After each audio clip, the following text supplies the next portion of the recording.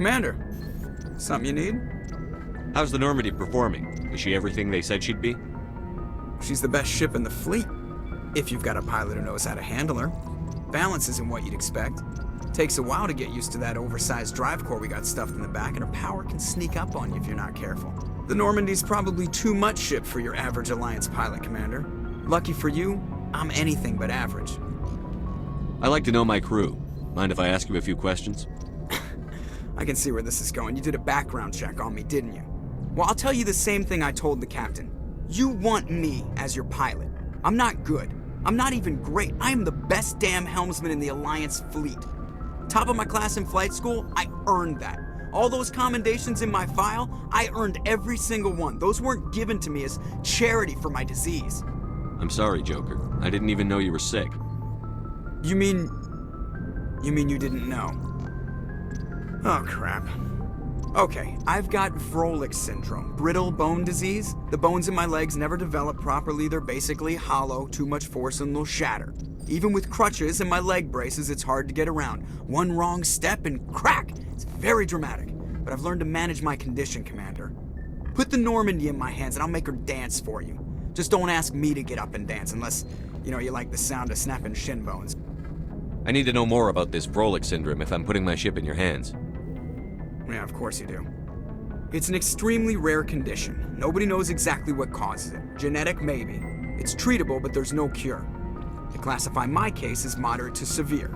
I was born with over a dozen fractures, hip, thighs, ankles. My bones were already breaking in the womb. 100 years ago, I wouldn't have survived past my first year. Lucky for me, modern medical science has turned me into a productive member of society. You're not gonna break a bone trying to fly the ship, are you? I don't fly with my feet, Commander, so I'm fine as long as I'm in this chair. I gotta be real careful when I get up to take a piss, though. I can do my job as well as anyone on the ship. Better, actually. So don't worry about it. I'm not trying to make you uncomfortable. Let's talk about something else. Whatever you want, Commander. How'd you end up joining the Alliance? Look, if you're looking for an inspirational tale of the crippled kid overcoming impossible odds, you're gonna be disappointed. My mother was a civilian contractor working for the Alliance. I basically grew up on the Arcturus station back when they were building up the fleets. Spend all that time around Alliance ships, there's a good chance you'll end up going to the Academy. Why does everyone call you Joker? It's a lot shorter than saying Alliance Flight Lieutenant Jeff Moreau. Plus, I love to make little children laugh. I was just thinking how much you remind me of Santa Claus. Look, I didn't pick the name. One of the instructors in flight school used to bug me about never smiling. She started calling me Joker, and it stuck. Why didn't you ever smile? Hey, I worked my ass off in flight school, Commander. The world's not gonna hand you anything if you go around grinning like an idiot. By the end of the year, I was the best pilot in the Academy, even better than the instructors, and everybody knew it. They'd all got their asses kicked by the sickly kid with the creaky little legs. One guess who was smiling at graduation? I have to go. All right, see ya.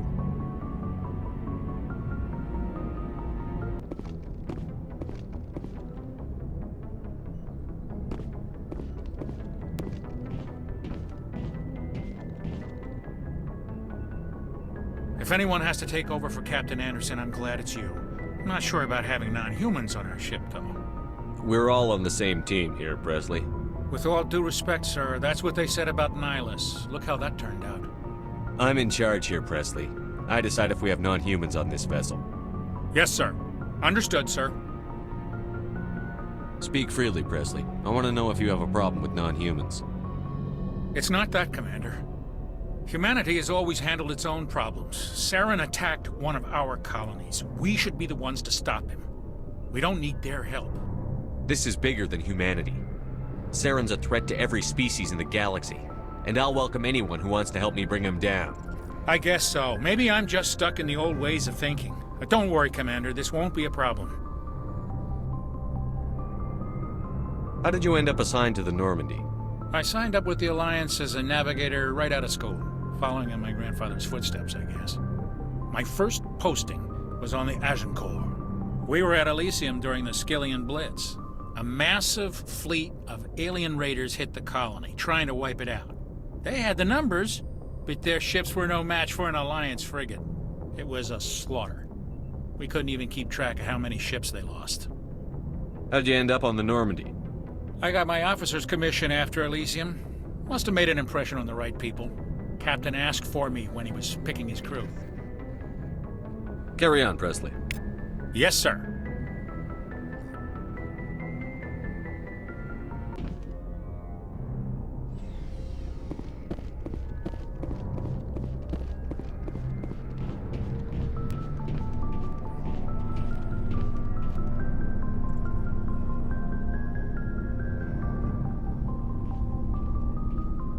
Anything you need, Commander? What's your opinion on the last mission? I don't see how we could have done things any better. At least not without getting to Eden Prime sooner. And we were on the scene faster than any other Alliance ship could have been. Just trying to get a sense of where the crew's at. Thoughts? I've wasted enough of your time for now, Commander. We'll have time for personal debriefings later. We'll talk another time, Lieutenant. Commander?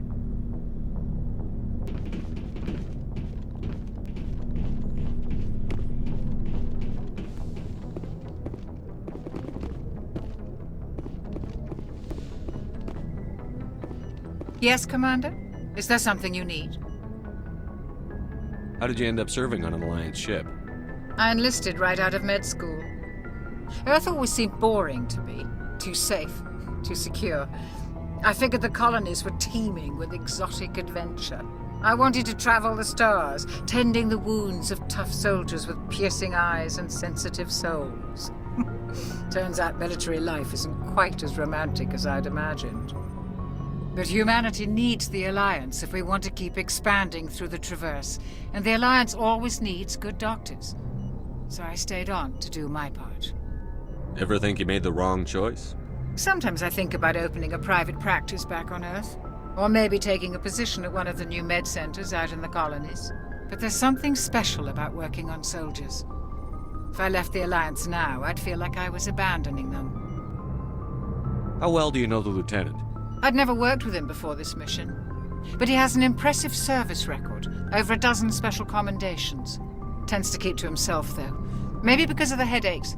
It's not easy being an L2. What does that have to do with it? Well, most biotics now use the L3 implants. Lieutenant Alenko was wired with the old L2 configuration. Sometimes there are complications. What kind of complications? Severe mental disabilities, insanity, crippling physical pain. There's a long list of horrific side effects. Caden's lucky. He just gets migraines. I should go. Goodbye, Commander.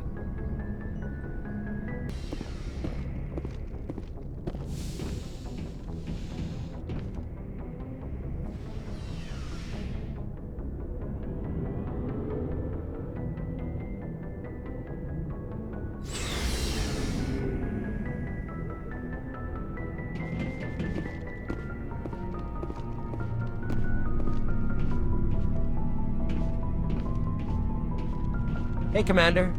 Looking for some extra supplies before you head out? What have you got? Whatever you want. Armor, weapons, mods.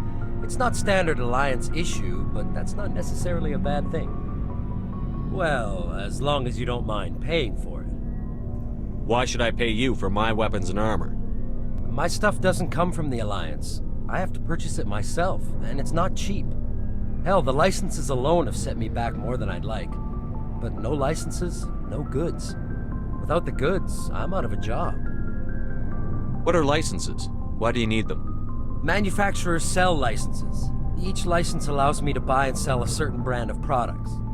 I already have several basic ones, but you'll need to buy more if you want me to bring in different brands. Many of the best licenses are hard to get, but they're well worth the cost if you can find them. What do the different manufacturers offer? There are too many for me to keep track of, but each license will explain what it's good for. How often will you get new items? Well, that depends on how many licenses you've purchased, but I'll rotate items on a regular basis regardless. And anytime we land someplace with a big enough port, I'll buy, sell, and trade whatever I can. Check back often. I need to move items quickly, so only the most basic items will be stocked consistently. Not right now, thanks. No problem. Keep checking back.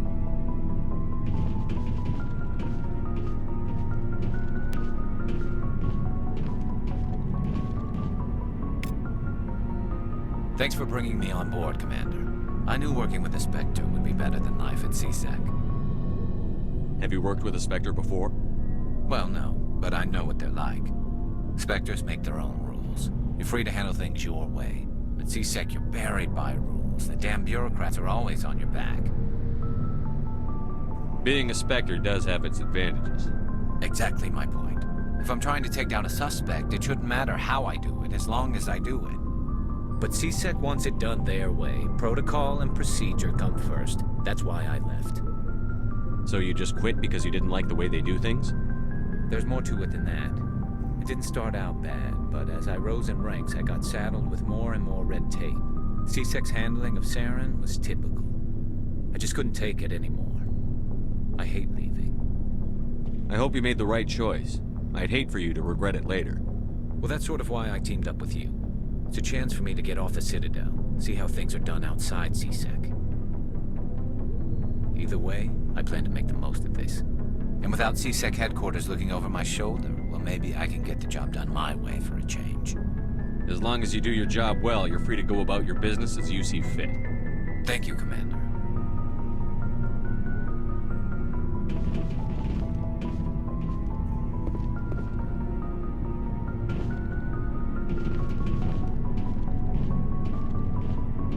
Nice ship you've got, Shepard.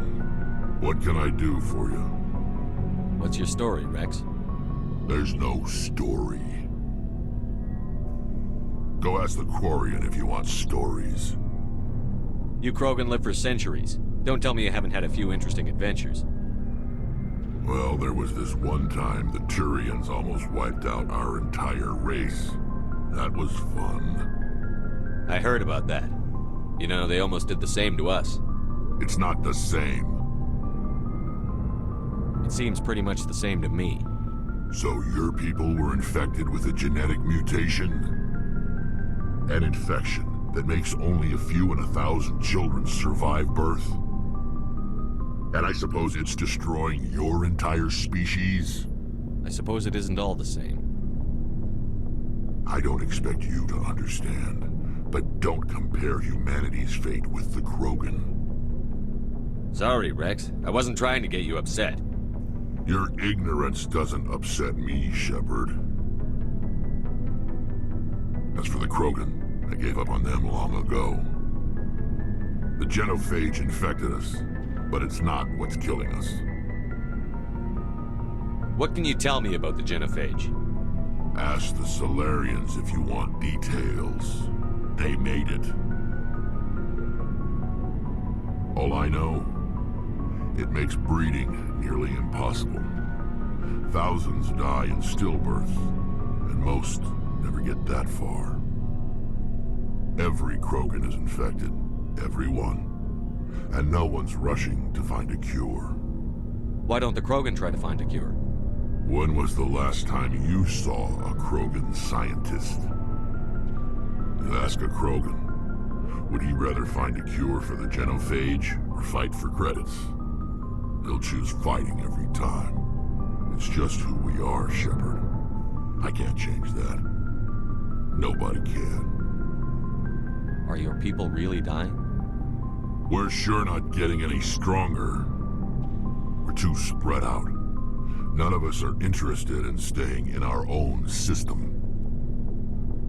Lots of species have left their homes and prospered. But they go to colonize new worlds. We're not settlers. We're warriors. We want to fight. So we leave. Hire ourselves out. And most of us never go back. So long, Rex. Shepard.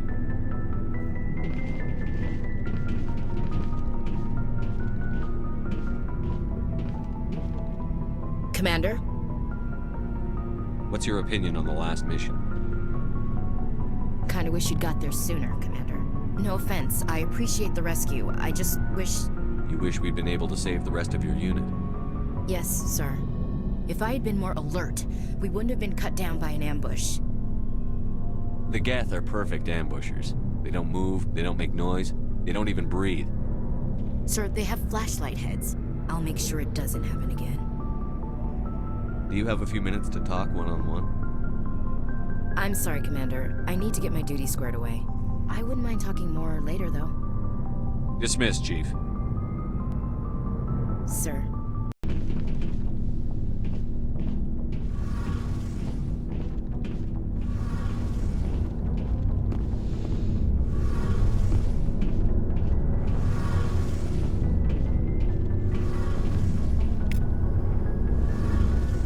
Hey, Commander, you know that Quarian, Tally? She's been spending all her time down here asking me about our engines. I'll tell her to leave you alone. What? No, she's amazing. I wish my guys were half as smart as she is. Give her a month on board and she'll know more about our engines than I do. She's got a real knack for technology, that one. I can see why you wanted her to come along. I figured she'd be a real asset to the team. You got an eye for Tally, Commander, but I'm guessing that's not why you came down here. Where else have you served, Adams? If you name a class of Alliance ship, I've probably served on it. Everything from dreadnoughts and carriers right down to frigates like the Normandy. My last assignment was on the Tokyo, only a cruiser, but she was a good ship. Couldn't hold a candle to the Normandy, though. I want to know more about the Normandy. She's the best ship I've ever served on, probably the fastest vessel ever designed. And she's the only one using the new Tantalus drive core. What's so special about the Tantalus drive core? Proportionally, it's about twice the size of any other vessel.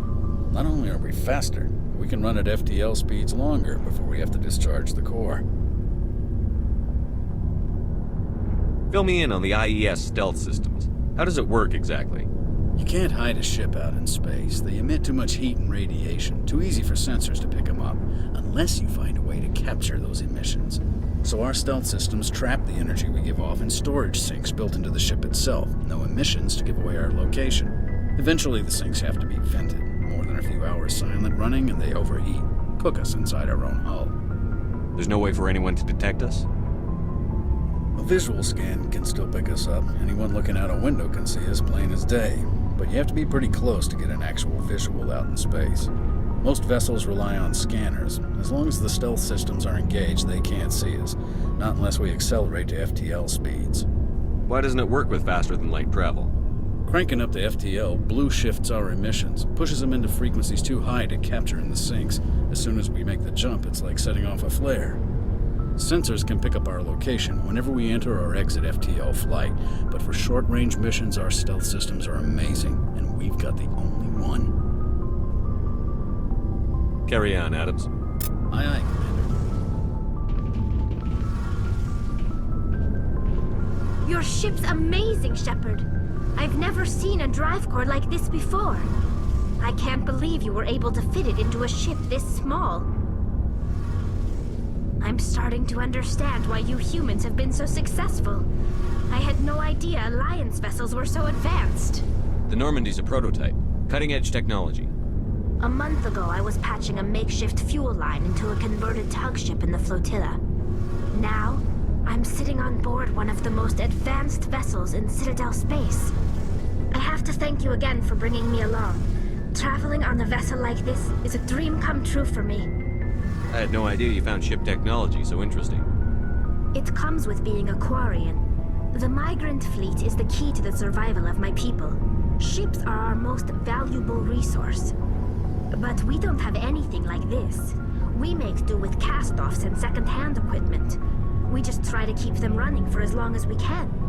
Some of the fleet's larger vessels date all the way back to our original flight from the Geth. I can't believe your fleet's still using ships that are 3 centuries old.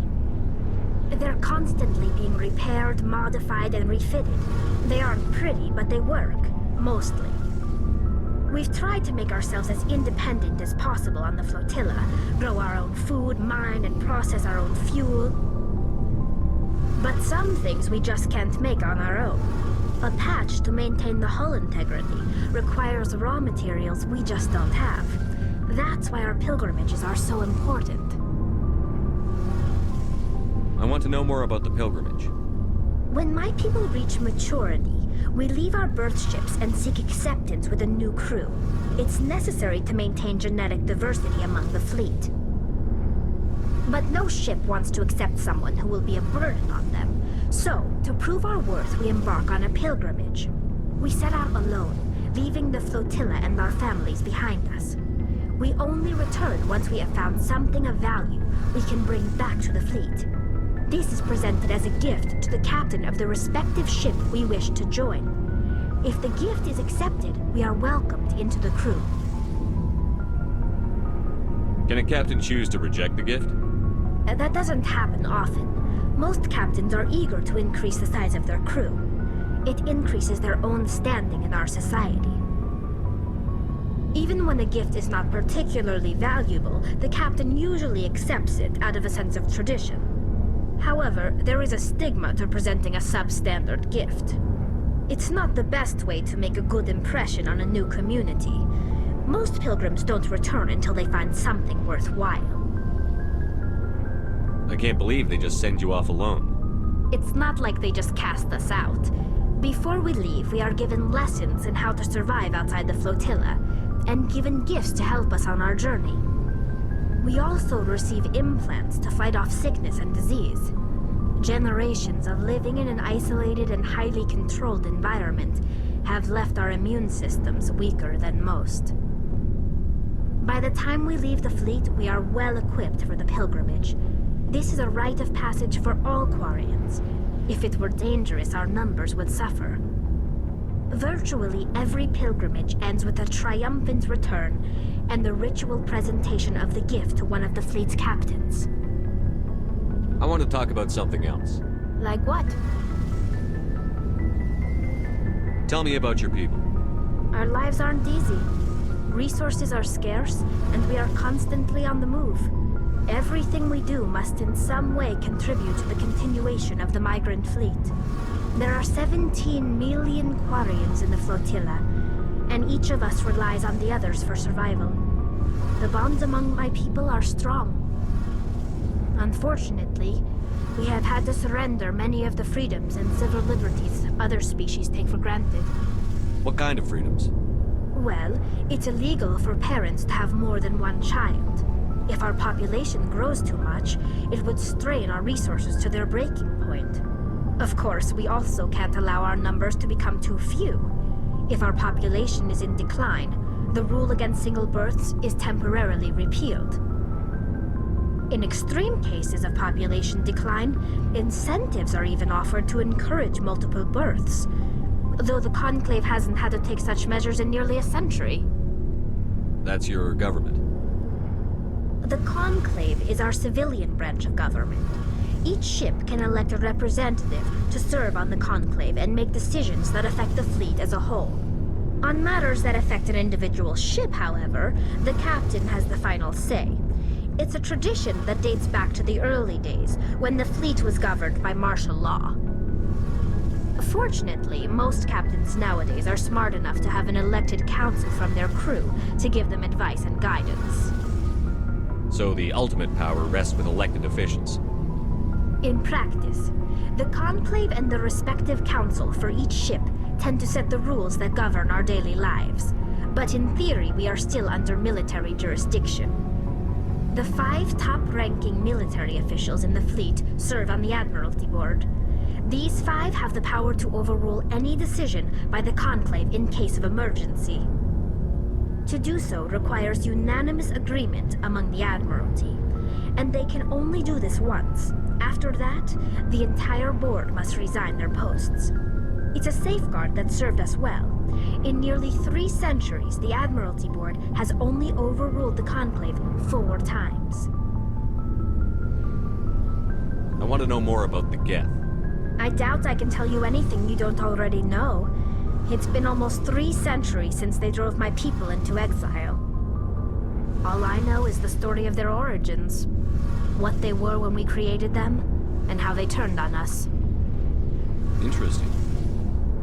The Geth were originally created to serve as an automated manual labor force.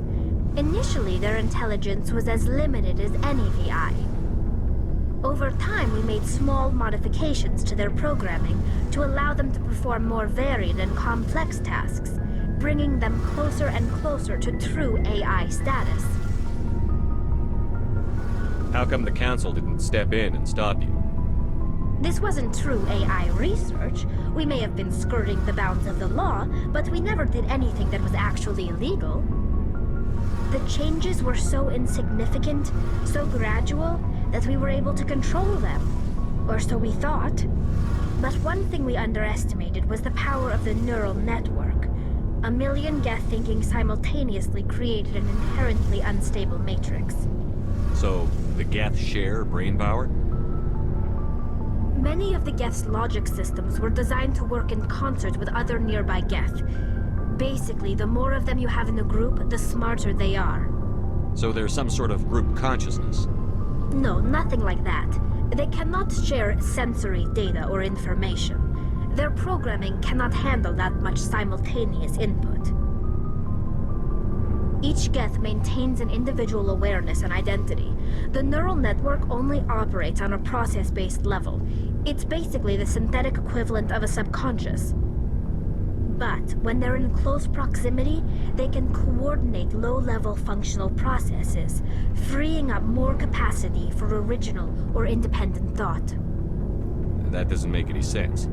I'm probably oversimplifying. The Geth are incredibly advanced and complex creations. All you need to know is that they get smarter when they gather in large numbers. As we built more and more Geth, their effective intelligence became more sophisticated, more abstract. One day, a Geth began to ask its Quarian overseer questions about the nature of its existence. Am I alive? Why am I here? What is my purpose? As you can imagine, this caused a near panic among my people. What did you do? It was inevitable the newly sentient Geth would rebel against their situation. We knew they would rise up against us, so we acted first. A general order went out across all Quarian-controlled systems to permanently deactivate all Geth. The Geth responded to this order violently. You can't blame them for fighting for their survival. We had no other choice. The Geth were already on the verge of revolution. By acting quickly, we had a chance to end the war before it began. The hope was that most of the Geth would still be little more than machines, incapable of organized resistance. But they had progressed much further than anyone anticipated. The war was long and bloody. Millions upon millions of Quarians died at their hands. In the end, we were forced to flee our own homeworld. We feared the Geth would pursue us, but they never came beyond the Veil. Now we drift through space, exile, searching for a way to reclaim what was once ours. It's hard to feel sorry for you. Your ancestors tried to wipe out another species. We made a mistake when we created the Geth in the first place, but we did not make a mistake when we went to war against them. If we had not acted, they would have wiped us out. They're a synthetic life form. They have no use for organics. None. Why do you think they cut themselves off from the rest of the galaxy? Why do you think they've killed every organic being who's ever tried to contact them? I didn't mean to offend you. I'm sorry. I didn't mean to get so worked up. Most Quarians tend to have pretty strong opinions about the Geth. I should go. See you later.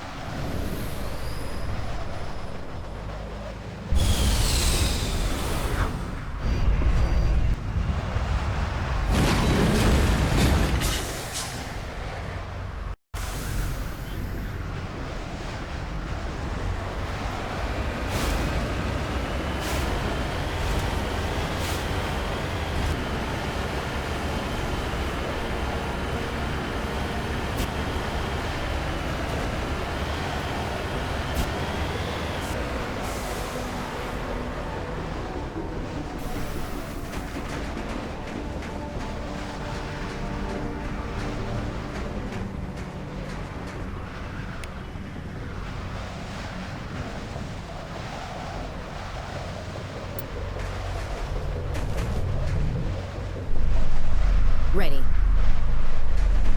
Ready to move.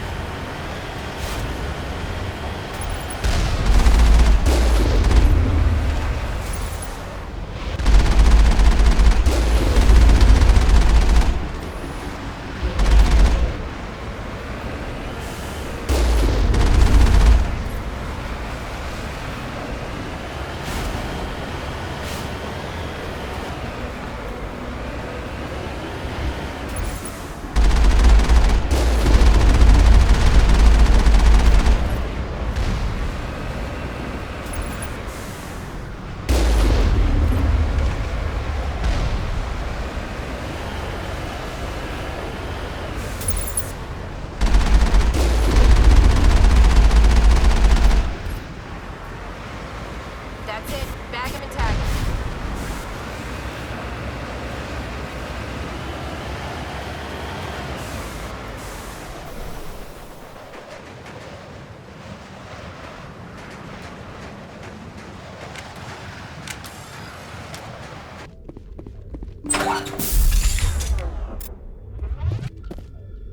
Finally, some action.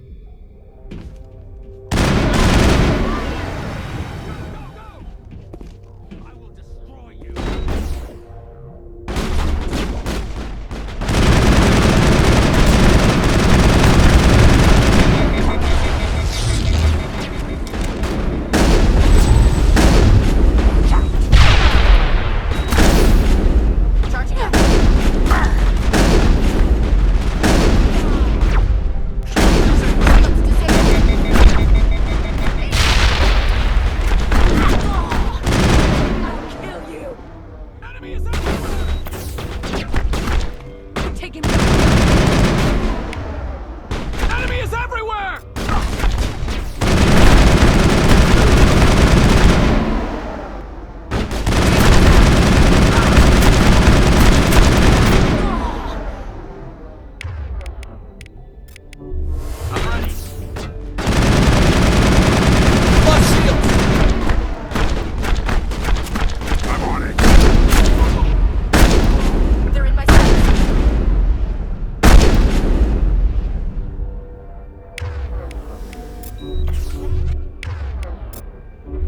I owe you one.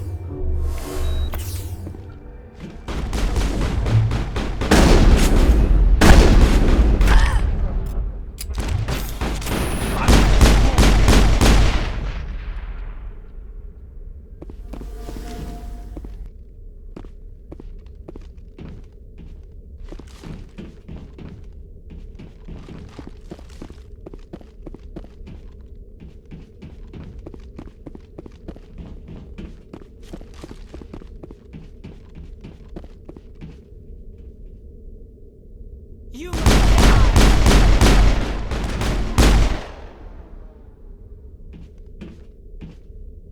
All targets down.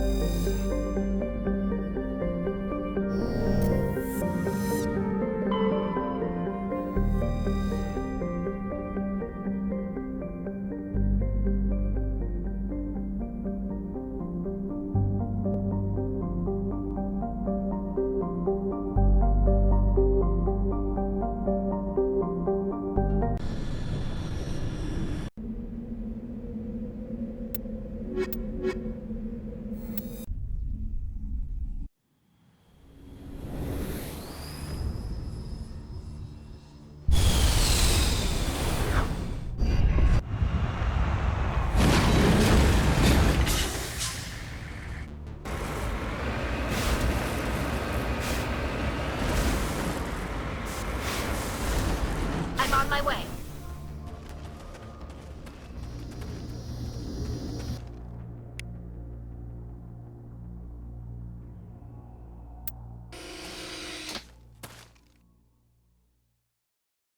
Right behind you, Shepard.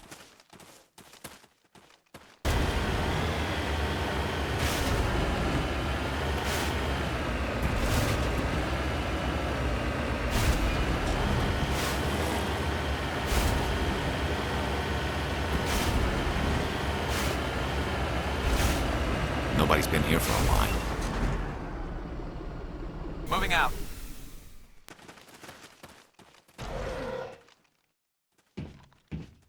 According to these data logs, the survey team unearthed some kind of alien technology. We should check out the excavation site. Could be some answers there.